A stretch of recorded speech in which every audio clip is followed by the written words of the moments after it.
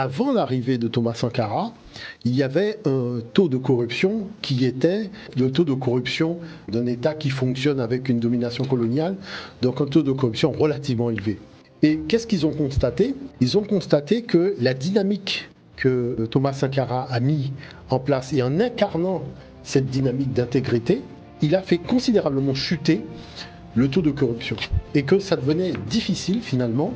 d'avoir des intrusions dans les intérêts donc, du Burkina Faso comme on l'avait autrefois et d'avoir aussi le système de corruption